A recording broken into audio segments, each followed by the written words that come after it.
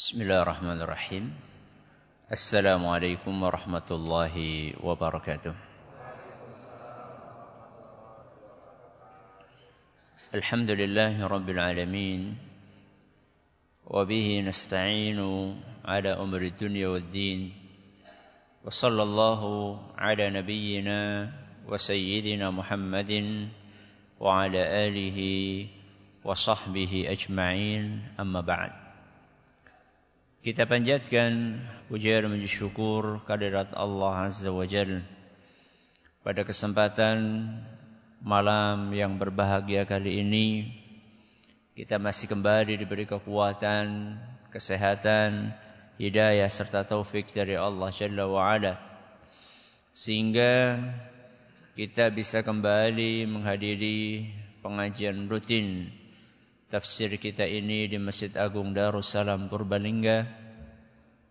Kita berharap semoga Allah Subhanahu wa taala berkenan untuk melimpahkan kepada kita semuanya ilmu yang bermanfaat, sehingga bisa kita amalkan sebagai bekal untuk menghadap kepada Allah Jalla wa Ala. Allahumma amin. Salawat dan salam semoga senantiasa tercurahkan kepada junjungan kita Nabi Agung Muhammad sallallahu alaihi wasallam, pada keluarganya, sahabatnya dan umatnya yang setia mengikuti tuntunannya hingga di akhir nanti. Seperti biasanya, sebelum kita mengawali pengajian malam hari ini, kita akan membaca surat yang mulia, surat Al-A'la. Semoga Allah Subhanahu wa taala memberkahi majelis kita. أعوذ بالله من الشيطان الرجيم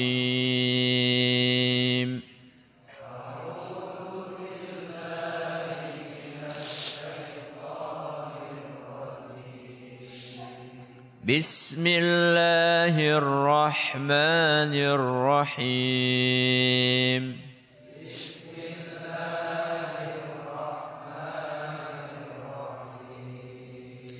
سبح اسم ربك الأعلى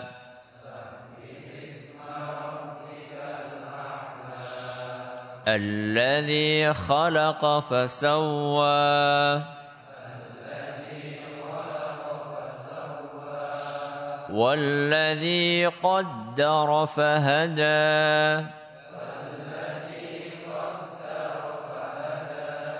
والذي أخرج المرعى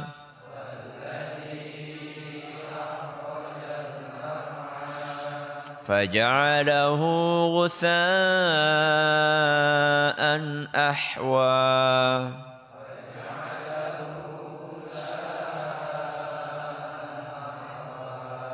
سنقرئك فلا تنسى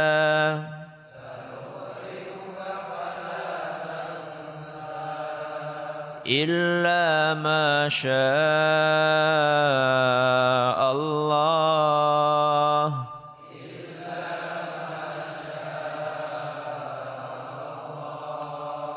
إنه يعلم الجهر وما يخفى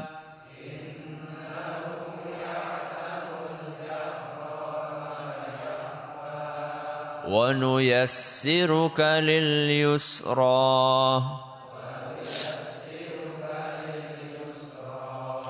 فذكر إن نفعت الذكرى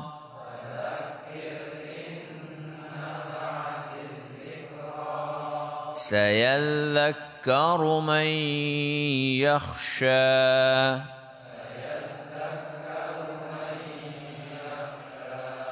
ويتجنبها الأشقى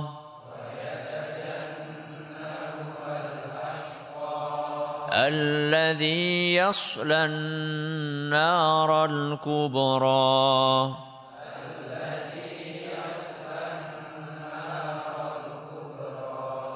ثم لا يموت فيها ولا يحيا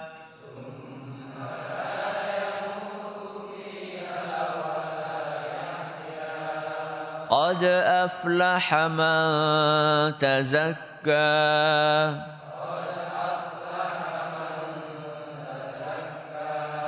وذكر اسم ربه فصلى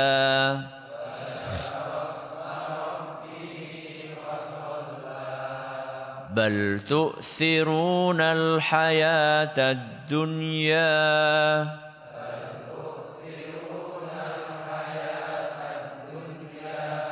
والآخرة خير وأبقى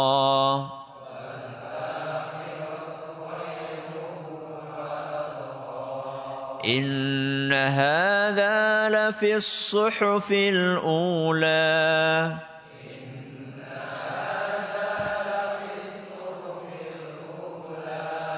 صحف إبراهيم وموسى.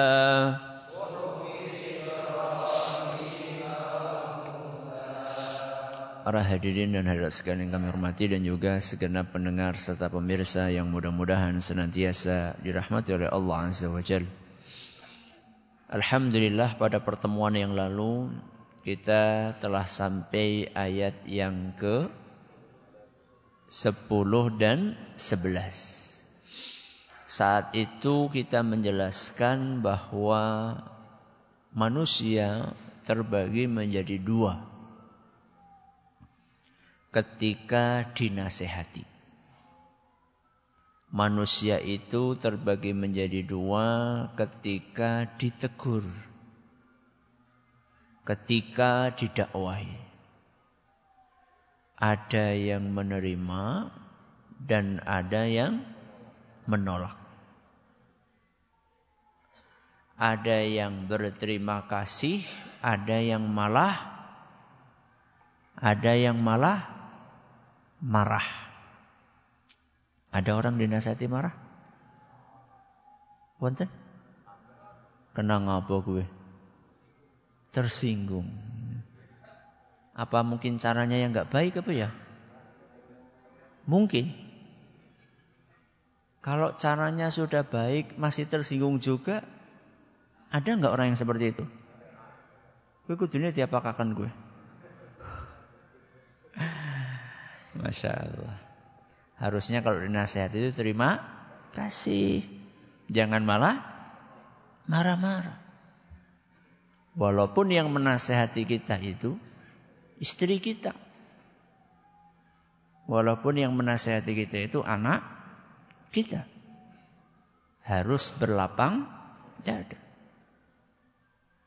Kalau jenengan punya istri bolak-balik ngemutaken, bolak-balik mengingatkan, itu tandanya istri baik atau tidak baik? Cerewet apa? Cerewet atau tidak itu? Cerewet. Cerewet itu kan ada dua. Ada cerewet positif, ada cerewet apa? Negatif. Kalau istri kita bolak-balik mengingatkan, Mas sholat, Mas ngaji, Mas sedekah, itu namanya cerewet yang positif. Yang negatif kayak apa? Karepe kurang bae. Dhewe semene ngomong, dhewe semono ngomong. Itu cerewet apa? Negatif. Jenengan yang mana? Ya dong-dongan Ustaz. Kadang-kadang negatif, kadang-kadang positif. Baik. Jadi pada pertemuan yang lalu kita mempelajari bahwa orang ketika dinasehati itu terbagi menjadi dua. Ada yang menerima, ada yang menolak. Nah, menerima atau menolak itu kan sikap. Sikap yang baik dan sikap yang buruk. Menolak itu adalah sikap buruk, menerima adalah sikap baik. Setiap sikap yang kita keluarkan di dunia ini, itu ada resikonya. Setiap sikap yang kita pilih di dunia ini, ada resikonya. Entah itu sikap yang baik maupun sikap yang buruk. Dalam kasus yang kita pelajari adalah menyikapi orang yang menasihati kita. Ketika kita menyikapi orang yang menasihati kita dengan sikap yang baik, kita terima, kita ucapkan jazakumullahu khairan matur nuwun, maka sikap baik kita itu akan ada balasannya. Sebaliknya, ketika kita menyikapi orang yang menasihati kita dengan sikap yang buruk, kita tolak mentah-mentah, masih dibumbui dengan marah-marah, maka itu pun ada balasannya. Ayat yang akan kita pelajari malam hari ini, 2 ayat sekaligus, ayat ke-12 dan ayat ke-13 akan menjelaskan resiko buruk, dampak negatif, akibat jelek bagi orang yang menolak nasihat. Orang yang menolak ajakan kebaikan. Allah berfirman, ayat ke-12, alladzi yaslan naral kubra, yaitu orang yang akan memasuki api yang besar. Siapa orang yang akan memasuki api besar tersebut? Ayat sebelumnya, ayat 11. Apa coba ayat 11?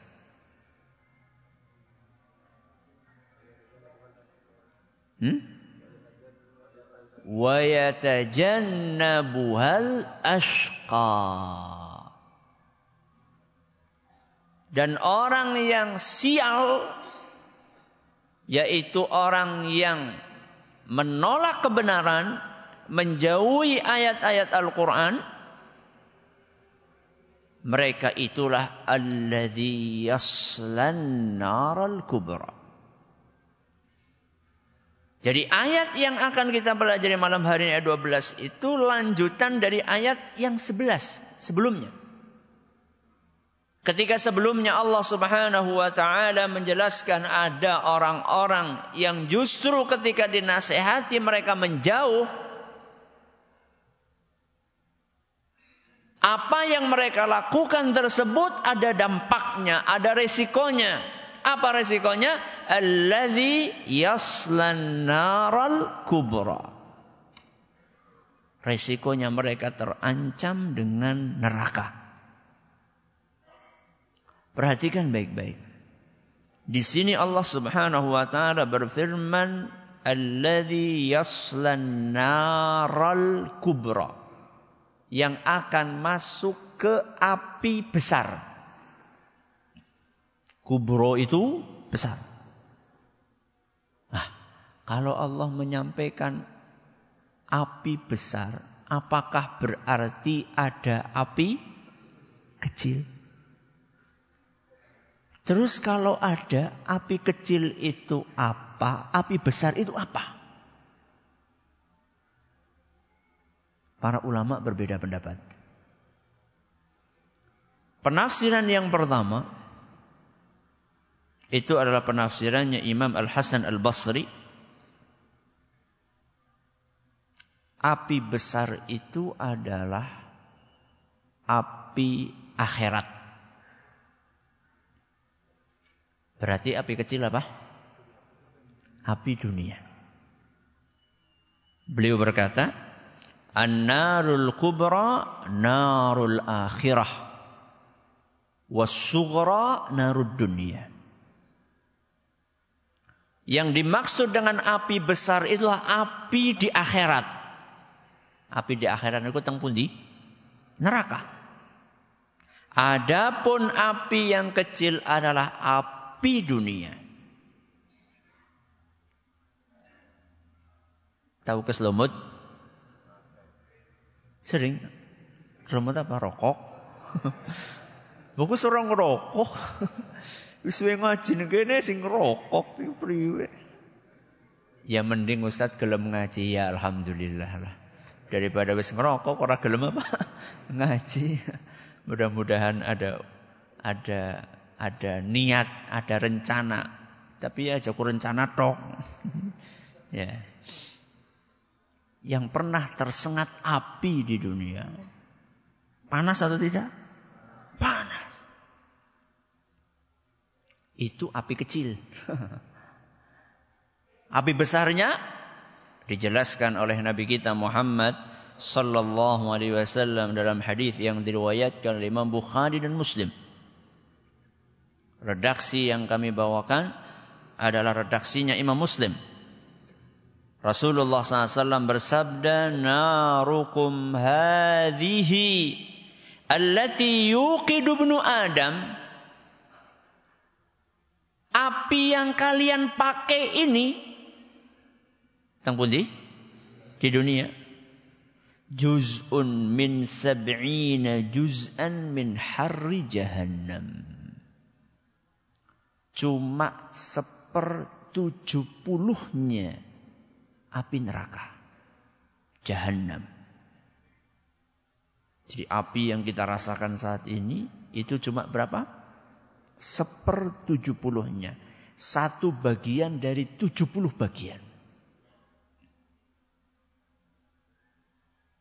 Ketika mendengarkan apa yang dipaparkan oleh Nabi kita Muhammad sallallahu alaihi wasallam tersebut, maka sebagian sahabat berkata, "Wallahi in kanat lakafiyatan ya Rasulullah."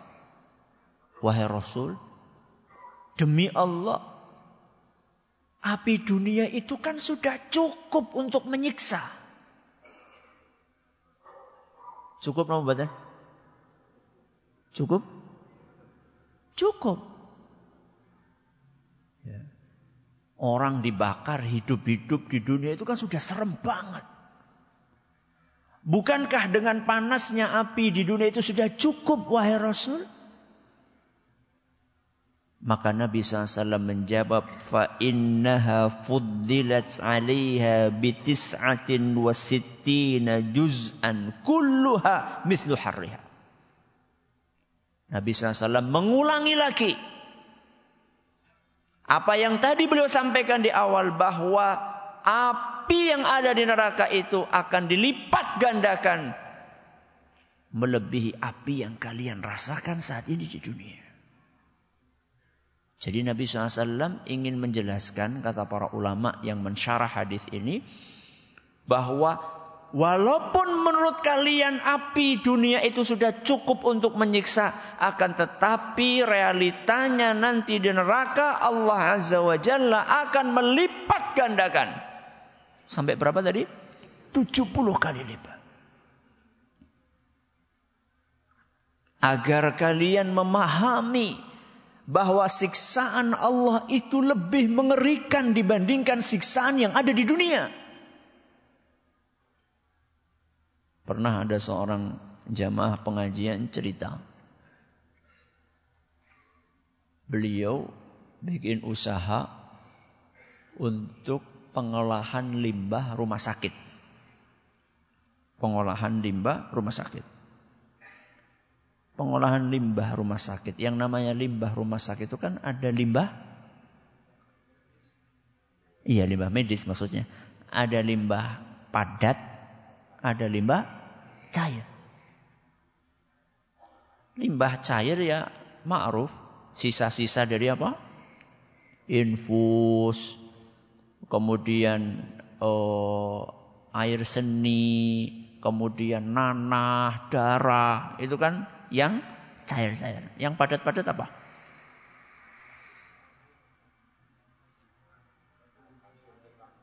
Bekas suntikan, alat, terus apa lagi?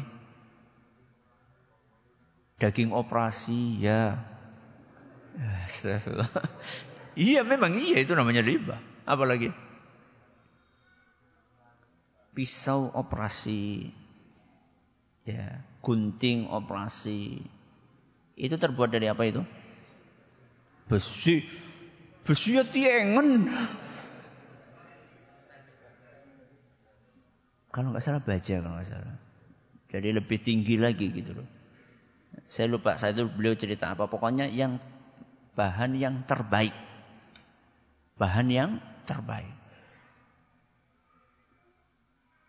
Agar tetap steril gitu. Tidak terkontaminasi. Kalau kayak besi itu kan baru dipakai sebentar sudah berkarat kan bahaya. Kok matinya gara-gara karate bukan karena penyakitnya. Itu semuanya itu pengolahannya itu adalah dimasukkan ke sebuah tungku. Ke sebuah tungku. Yang di dalamnya ditutup rapat dengan panas 1000 derajat Celcius. Semua itu tadi yang padat yang tadi dimasukkan ke situ. Sehingga baja yang terbaik pun akan leleh.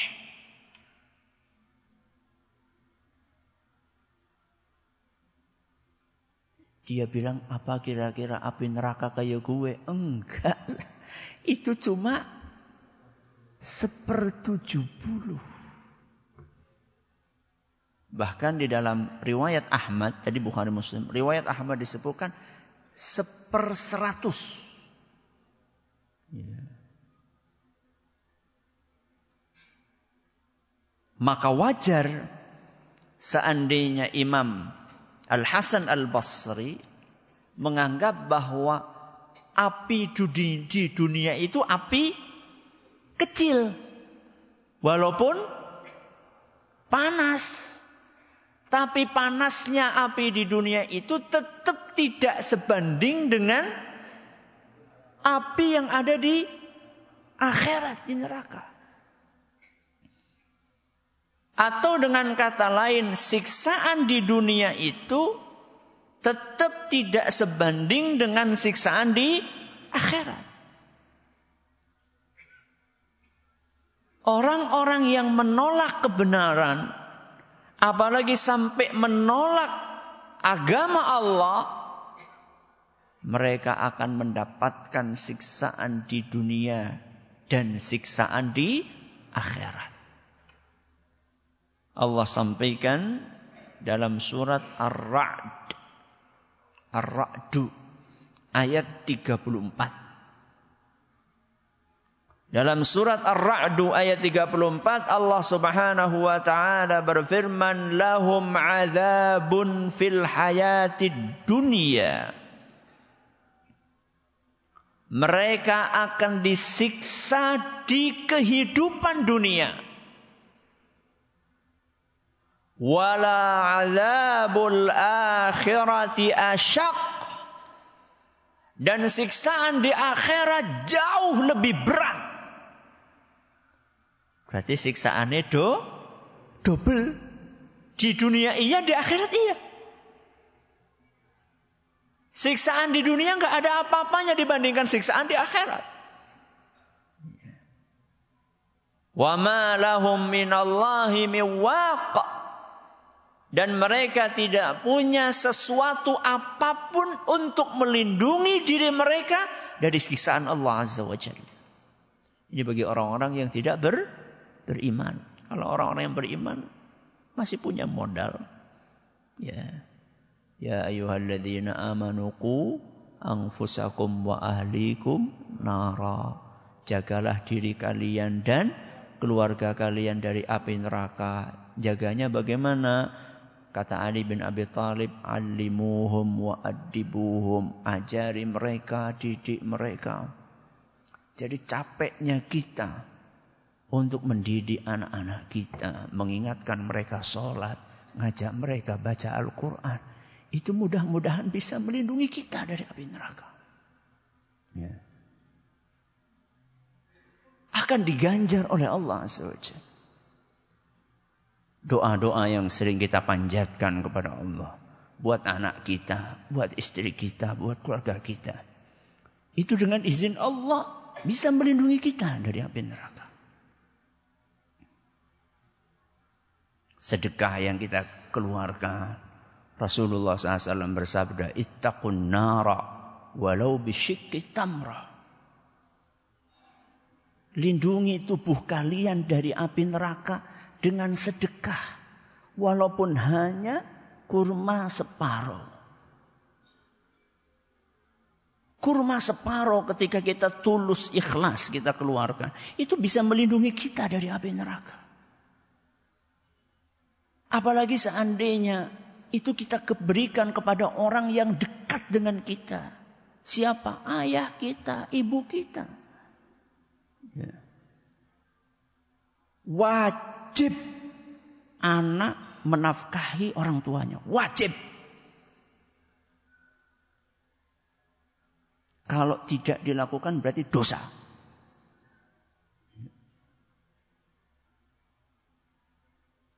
Rasulullah SAW bersabda, Anta wa maluka li abik. Kamu itu dan hartamu itu milik orang tuamu. Bukan cuma harta kita, tubuh kita ini. Fisik kita itu milik orang tua kita. Maka anak yang berkemampuan secara materi, kok membiarkan orang tuanya terlunta-lunta, ini anak durhaka. Walaupun rajin ngaji, walaupun rajin sholat. Hartamu itu loh milik orang tuamu. Bukan hanya hartamu. Fisikmu, tubuhmu itu loh. Kakimu, tanganmu, matamu, telingamu, semuanya ini milik orang tuamu. Ya. Maka kalau sama orang tua jangan hitung-hitungan. Wah, saya sudah ngasih ini, saya sudah ngasih ini. Udah. Emang orang tua kita nggak bisa kayak gitu kalau mau mikir-mikir berapa yang sudah berikan orang tua kita kepada kita. Ya. Ini adalah pendapat yang pertama. Apa pendapat yang pertama? Api kecil itu api dunia. Api besarnya di akhir. Pendapat yang kedua. Api kecil itu adalah api neraka. Loh. Api kecil itu api neraka. Oke. Api besarnya?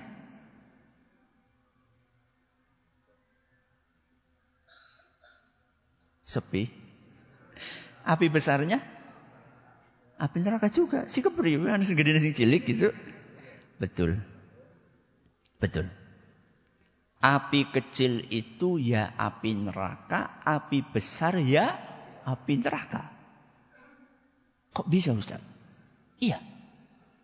Karena siksaan neraka itu tidak satu level. Kenapa?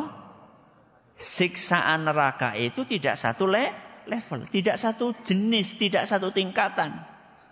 Walaupun sama-sama mengerikan, akan tetapi ada yang mengerikan, ada yang amat sangat mengerikan. Ada yang menyakitkan, ada yang amat sangat menyakitkan. Pilihannya cuma itu. Orang sing mandan gue orang nana. Jadi neraka kok mandan ya orang nana. Ya. Adanya menyakitkan dengan sangat menyakitkan. Sehingga neraka itu kan dalam. Betul? Neraka itu kan dalam. Wong pernah diceritakan oleh Nabi SAW bahwa batu yang dilemparkan dari tepinya neraka itu sampai ke dasarnya itu butuh waktu 70 tahun.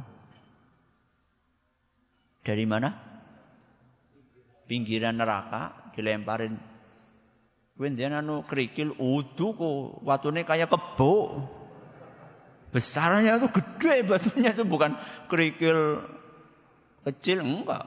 Batu yang sebesar itu tuh kalau dilemparkan ke dalam neraka itu sampai melayang-layang itu di neraka sampainya ke dasar setelah 70 tahun. Al-ana wasala ila qa'riha kata Nabi SAW. Sekarang baru sampai di dasarnya neraka. Nah, sedalam itu berarti kan ada yang disiksa di atas sendiri, ada yang di bawahnya, ada yang di bawahnya, ada terus begitu. Ada yang paling dasarnya, ada yang keraknya. Orang yang disiksa di atas itu dibandingkan yang di bawah, apinya apa? Yang di atas kecil apa besar? Kecil dibandingkan yang di bawah. Walaupun yang kecil itu saja sudah sangat menyakitkan. Sangat menyiksa. Saya kasih gambaran bagaimana beratnya siksaan di neraka disampaikan oleh Nabi kita Muhammad sallallahu alaihi wasallam dalam hadis yang diriwayatkan oleh Imam Bukhari dan Muslim. Redaksi yang saya bawakan redaksinya Imam Muslim. Ketika paman Nabi SAW yang bernama Al-Abbas. Sinten? Al-Abbas. Ayahnya Al-Abbas sinten? Hah? Sinten? Abu Thalib. Abdul, bagus. Abdul Muttalib. Bagus. Berarti Al-Abbas bin Abdul Muttalib. Abdul Muttalib niku nopone Kanjeng Nabi SAW. Astagfirullah. Abdul Muttalib kok paman? Kakek. Kan Muhammad SAW bin Abdullah bin Abdul Muttalib. Berarti Al-Abbas niku nopone pamannya Rasulullah SAW. Saudaranya Abdullah. Saudaranya Abdullah. Pada suatu hari Al-Abbas radhiyallahu anhu berkata kepada Nabi SAW, "Ya Rasulullah, hal nafa'ta Aba Talibin bisyai'?"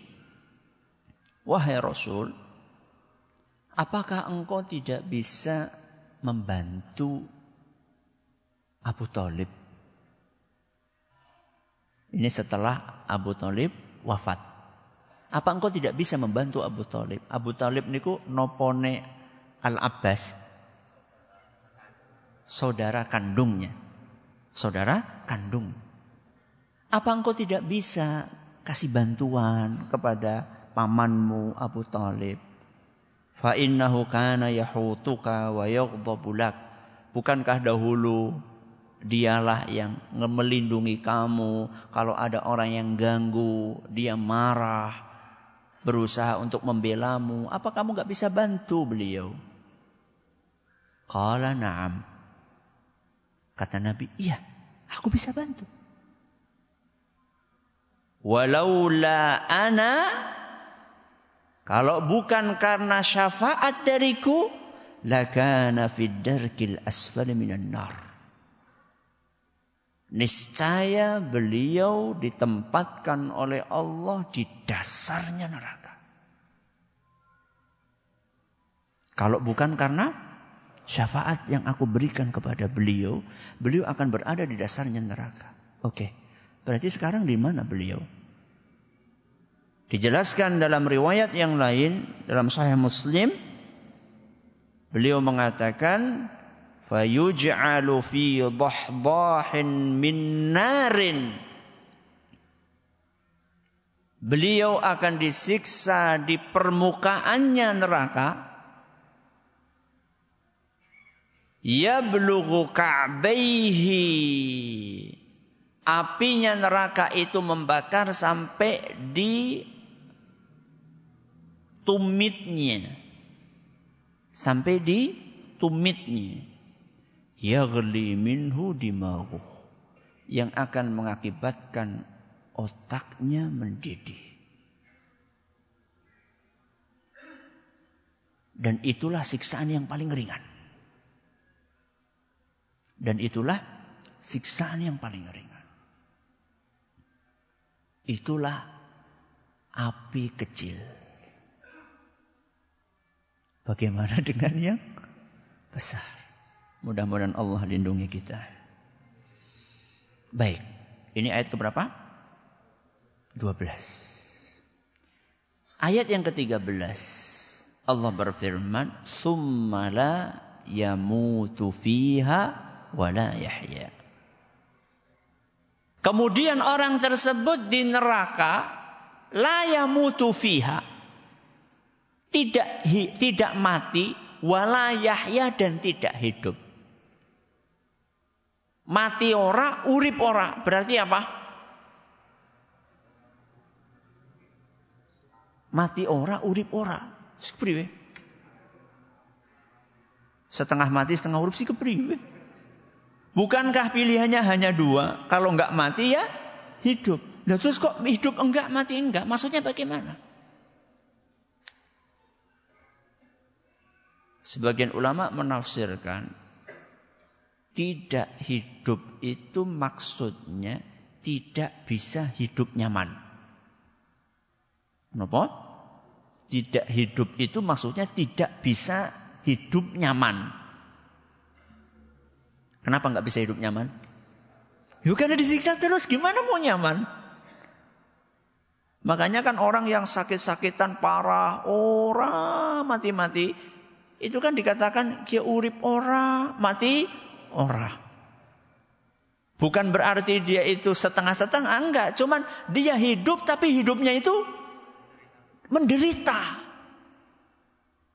Sehingga banyak orang yang seperti itu hanya pengen mati baik, orang tahan. Ya. Jadi dia tidak menikmati hidupnya, itu maksudnya. Digambarkan oleh Imam At-Tabari rahimahullah dalam tafsirnya.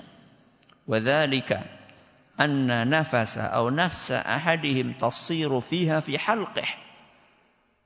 Karena orang yang disiksa di neraka itu nyawanya nyangkut di tenggorokan. فَلَا تَخْرُجُ فَتُفَارِقُهُ فَيَمُتْ. Nyawa itu tidak keluar dari tenggorokannya, keluar dari mulut, terus jadi mati. وَلَا تَرْجُعُ إِلَى مَوْضِئِهَا مِنَ الْجِسْمِ فَيَحْيَا. Dan juga tidak balik lagi ke dalam kemudian bisa hidup dengan nyaman. Jadi kan pernah nggak ngelihat orang yang sakratul maut, ya, krok krok krok krok gitu ya. Nyawanya sudah di kerongkongan tapi nggak keluar keluar. Kita yang ngelihat itu sedih, kasihan kita yang ngelihat. Sehingga tidak sedikit di antara kita yang kemudian berdoa kepada Allah, ya Allah berikan yang terbaik, ya Allah berikan yang terbaik. Ya, karena kita yang ngelihat itu nggak tega. Padahal itu paling hitungannya jam, menit, hari. Ya. Ini orang disiksa dengan siksaan seperti itu selama-lamanya buat orang kafir. Ya. Itu maksudnya tidak hidup. Tidak hidup itu maksudnya apa? Tidak hidup dengan nyaman. Tidak mati maksudnya ya memang tidak akan dimatikan sama Allah. Kenapa? Setiap gosong diganti lagi. Dengan yang baru. Allah sampaikan itu dalam Al-Quran surat An-Nisa. Surat apa? An-Nisa ayat 56. Innal ladzina kafaru biayatina sawfa nuslihim nara. Sesungguhnya orang-orang yang ingkar, yang kafir dengan ayat-ayat kami akan masukkan dia ke dalam neraka. Kullama nadijat juluduhum baddalnahum juludan ghairaha. Setiap kulit mereka gosong, maka kami akan ganti dengan kulit yang baru. Liyadzuqul azab, supaya mereka merasakan betapa pedihnya siksaan tersebut. Itu yang saya katakan resiko. Jadi jangan dipikir apa yang kita kerjakan di dunia tidak ada resikonya. Saking mereka menderitanya sampai mereka minta supaya apa tadi? Mati. Allah ceritakan itu dalam ayat yang lain, surat Az-Zukhruf ayat 77. Dalam surat Az-Zukhruf ayat 77, Allah menceritakan wa nadau ya maliku.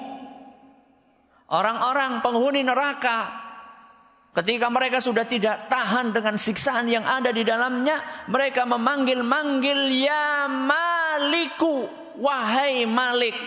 Sinten? Malaikat penjaga neraka. Liyaqdi alaina rabbuk. Wahai Malik, kami mohon agar Allah berkenan untuk mematikan kami. Kami sudah tidak tahan dengan siksaan tersebut. Malik diam. Malik diam. Berapa lama beliau diam? Kata Ibnu Abbas, alfa sanah. 1000 tahun Malik diam.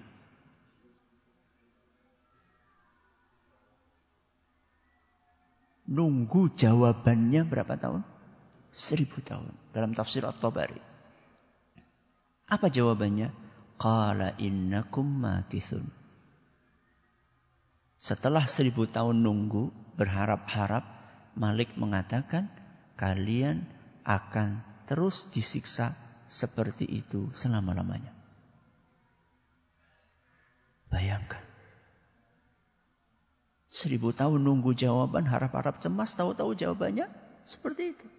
Gak akan mati kalian. Kalian akan terus disiksa dengan siksaan seperti itu.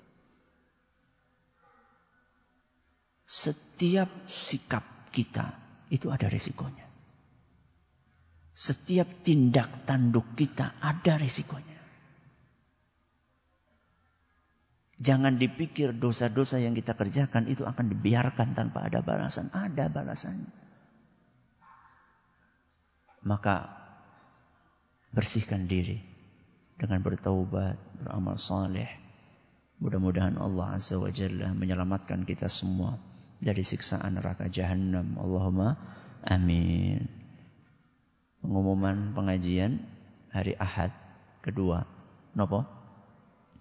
Fikih sirah Nabi kita Muhammad sallallahu alaihi wasallam, Ahad jam 9:30 pagi di Masjid Agung Baitus Salam Purwokerto.